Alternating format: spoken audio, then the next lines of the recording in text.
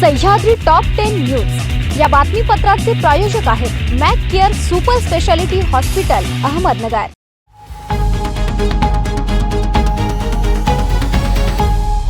नमस्कार, मी साक्षी न्यूज 24 सह्याद्रीमध्ये तुमचं स्वागत। पाहूया अहिलानगर जिल्ह्यातील महत्त्वपूर्ण बातम्यांचा आढावा सह्याद्री टॉप 10 मध्ये।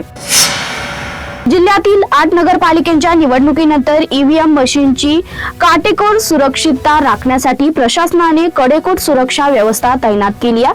मंगळवारी मतदान पार पडल्यानंतर रात्री उशिरा सर्व सील बंद करण्यात आले। सुरुवातीला 3 डिसेंबर रोजी मतदान मोजणीची तारीख जाहीर झाली होती, मात्र निवडणूक आयोगाने काही पालिकांची निवडणूक पुढे ढकलल्याने आता सर्व नगरपालिकेची मतमोजणी 21 डिसेंबरला होणार आहे। त्यामुळे प्रत्येक स्ट्रॉंग रूम भोवती 2 स्तरांमध्ये सुरक्षा यंत्रणा तैनात करण्यात आली असून मतमोजणीपर्यंत ही व्यवस्था कायम राहणार आहे। मंगळवारी झालेल्या 8 पालिकांच्या निवडणुकीत 72.25% मतदान झालं। 3,22,020 मतदारांपैकी 2,32,663 मतदारांनी मतदानाचा हक्क बजावला। सर्वाधिक मतदान श्रीगोंदा पालिकेत 79.84% झालं, तर सर्वात कमी श्रीरामपूर पालिकेसाठी 66.62% मतदान झालं। काल झालेल्या नगरपालिकेच्या निवडणुकीमध्ये अपेक्षेपेक्षा कमी मतदान झाल्याने त्यांचा लाभ कोणाला होणार आणि त्याचा फटका कोणाला बसणार ही चर्चा काल दिवसभर शहरभर होती। त्यामुळे श्रीरामपूरचे नगराध्यक्षपदी ससानी बिहानी की चित्ते होणार याबाबतची उत्सुकता श्रीरामपूरकरांना लागली आहे। 80% पेक्षा जास्त मतदान होईल अशी अपेक्षा होती, परंतु मयत, दुबार, तिबार तसेच बाहेरगावी असणारे मतदार यांची मोठी संख्या असल्याने त्यामुळे टक्केवारी कमी झाल्याची चर्चा सर्वच भागात होती। शहरात एकूण 80,992 मतदार होते, त्यापैकी 52,954 मतदारांनी मतदान केलं। सोशल मीडियावर 50,000हून अधिक फॉलोअर्स असणारी रील स्टार युवती प्रत्यक्षात सराईत चोर निघाल्याचं समोर आलंय। तिच्यासह प्रियकर अशा बंटी बबली जोडीला स्थानिक गुन्हे शाखेच्या पथकाने पकडताच तब्बल 11 गुन्ह्यांची मालिका उघडकीस आली आहे। राहता तालुक्यातील गणेश परिसरात सध्या 100 रुपयांच्या बनावट नोटांचे एक मोठे जाळे सक्रिय झाले, त्यामुळे सामान्य नागरिक आणि व्यापारी वर्गाची फसवणूक होत आहे। सेंट्रल बँक ऑफ इंडियासह परिसरातील सर्व प्रमुख पतसंस्थांमध्ये या नोटा मोठ्या प्रमाणात आढळून येत असल्याने खळबळ उडाली आहे। सेंट्रल बँक, सद्गुरू, वर्धमान आणि दत्तगुरू पतसंस्था यांसारख्या संस्थांमध्ये या बनावट नोटा जमा होत आहेत। विशेष म्हणजे ज्या व्यापाऱ्यांनी त्या स्वीकारल्या आहेत त्यांना या नोटांचे मूल्य परत मिळत नाही। या नोटा ओळखणे सामान्य माणसाला कठीण आहे। सह्याद्री टॉप 10 मध्ये घेऊया छोटीशी विश्रांती। रोखोक पत्रकारिता, निर्भीड बाणा आणि कणखर भूमिका, महाराष्ट्राचा सखा, सत्याचा पाठीराखा, शब्दांचं सामर्थ्य, विश्वसनीयतेची उंची, न्यूज 24 सह्याद्री। विश्रांतीनंतर तुमचं पुन्हा एकदा स्वागत। पाहूया पुढील बातम्या।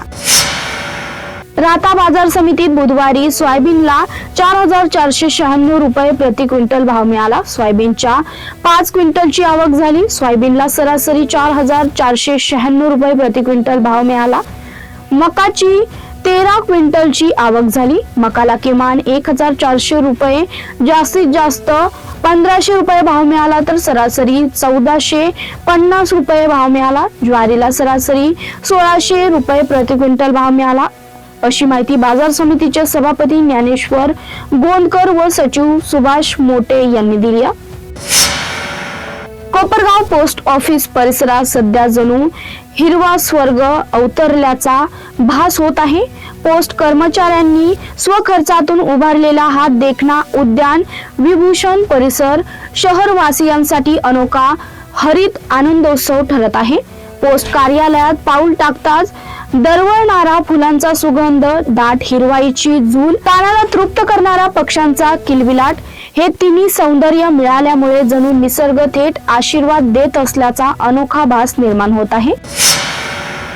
पारनेर शहर विकास आराखडा उपमुख्यमंत्री एकनाथ शिंदे यांनी मंजूर केला असल्याची माहिती जिल्हा परिषदेचे माजी अध्यक्ष सुजित झावरे यांनी दिली आहे. पारनेर येथे झालेल्या शिवसेना मेळाव्यात उपमुख्यमंत्री एकनाथ शिंदे यांनी पारनेर शहर विकास आराखडा त्वरित मंजूर करणार असल्याचं जाहीर केलं होतं. त्यानुसार झावरे पाटील यांनी मंत्रालयात उपमुख्यमंत्री शिंदे यांची भेट घेत मंजुरीचे पत्र घेतलं. पारनेरचा प्रलंबित विकास आराखडा मंजूर झाल्याची माहिती झावरे यांनी दिली आहे. कोपरगाव मतदारसंघात गेल्या काही दिवसांपासून अनेक प्रकारचे अवैध धंदे खुलेआम सुरू असून पोलीस प्रशासन मात्र त्याकडे डोळेझाक करीत आहे. अवैध धंदे मोठ्या प्रमाणात वाढल्यामुळे गुन्हेगारीचा आलेख देखील वाढलाय.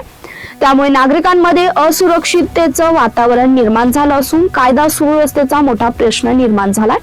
या वाढलेल्या अवैध धंद्यांवर तातडीने अंकुश लावावा अशी मागणी आमदार आशुतोष काळे यांनी राज्याचे उपमुख्यमंत्री नामदार अजितदादा पवार यांच्याकडे केलेल्या लेखी निवेदनात केली आहे. आमदार आशुतोष काळे यांनी आज मंत्रालयात उपमुख्यमंत्री नामदार अजितदादा पवार यांची भेट घेऊन कोपरगाव मतदारसंघासह शहरात वाढलेल्या अवैध धंद्याबाबतची माहिती देऊन त्याकडे पोलीस प्रशासन दुर्लक्ष करीत असल्याने त्याचे लक्ष वेधून वाढलेल्या अवैध धंद्याला आळा बसवावा याबाबत सविस्तर निवेदन दिलेल्या निवेदनात आमदार आशुतोष काळे यांनी म्हटलंय की कोपरगाव शहरासह मतदारसंघातील अनेक गावांमध्ये खुलेआम जुगार व मटका सुरू असून या सर्व प्रकाराकडे स्थानिक पोलीस प्रशासन पूर्णपणे दुर्लक्ष करीत आहे.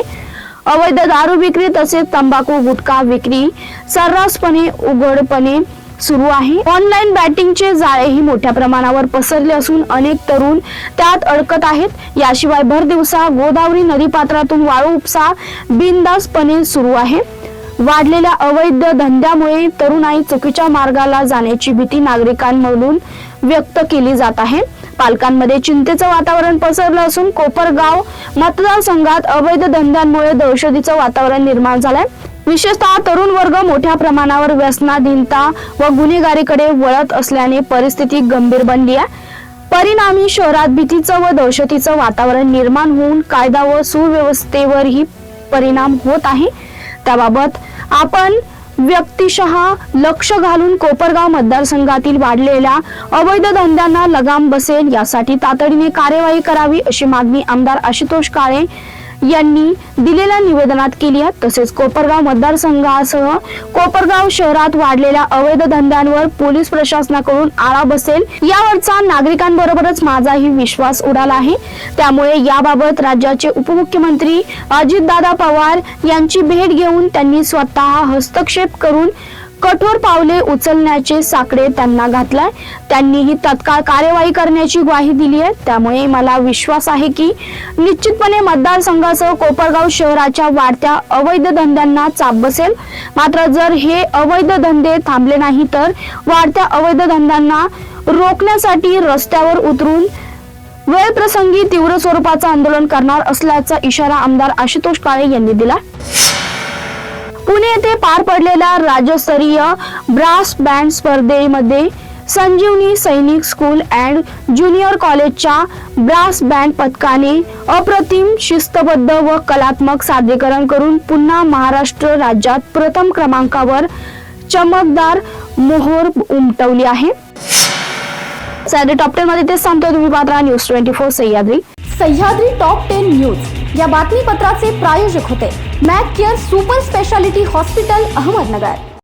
शब्दांचं सामर्थ्य, विश्वसनीयतेची उंची. न्यूज 24 सह्याद्री.